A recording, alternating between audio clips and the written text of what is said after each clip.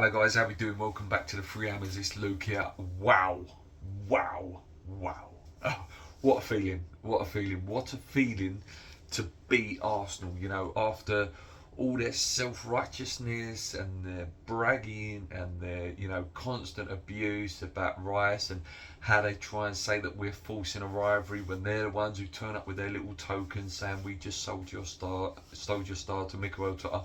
Well, we just scored three against your record transfer free, as the big ones have been going around on Twitter.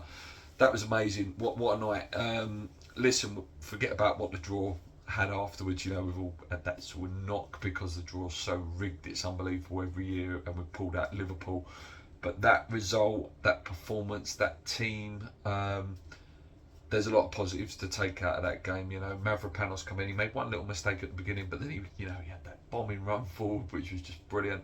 The first half wasn't amazing. We was very well organised, but again, it was like a Moyes dream. The fact that we had no shots on target, but somehow was in at 1-0 up. A bit fortuitous with the own goal. The ball was whipped in.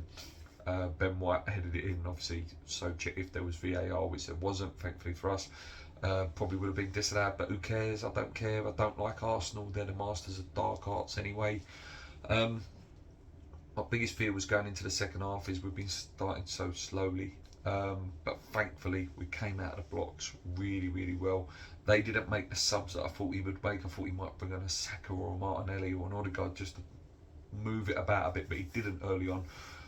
We had a really good chance early on. Paquetá played it into Bowen and he just hit the goalkeeper. Then we had another one literally just after that where Bowen sort of just hit wide. Kudus nearly followed in at the back.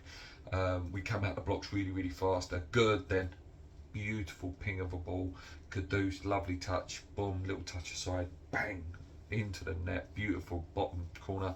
If the man gets dropped now, it'd be an absolute disgrace. Listen, he showed what he could do. He does the defensive side of the game as well. He's exciting.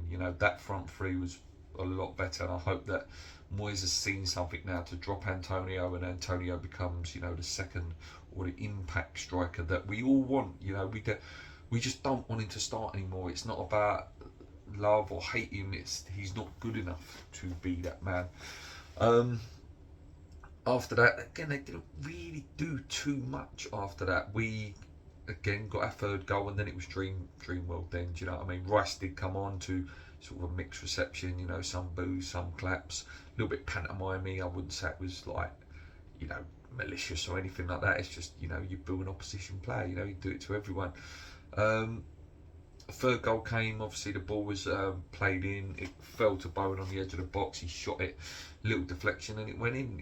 Again, it's back to that, like the Aston Villa goal we scored, you don't shoot, you don't score. And yeah, he was brilliant again tonight. 3-0, amazing victory. They did get one back from Odegaard, but apart from that, sort of fairly toothless. The papers will be that that we beat their B team, and then someone put out a really good tweet about all the players that did play. They they had at least sort of 100 odd Premier League games each. Trossard's no mug. Ben White is an England national. Jorginho is a Premier League winner. Vieira's played like 100 odd games. It weren't Havertz Champions League winner and stuff. You can call it weak, and it's not it's not Saka, Odegaard and Martinelli, but it's still a very decent team. Their second team is still a very decent team. Just praise all the way through. It's just, the way forward now is Moyes needs to. He knows now. Bowen can do it. Bowen can be that. Maybe not against certain teams, certain games. There are other games for Antonio to play, but Bowen should be the man up there. Kudus on the other side, Benny on the left, and then maybe look at the left-hand side in the January transfer window. And get real balance there on that left and right side. That's why Harvey Barnes would have been such a good signing if we would have pulled that off.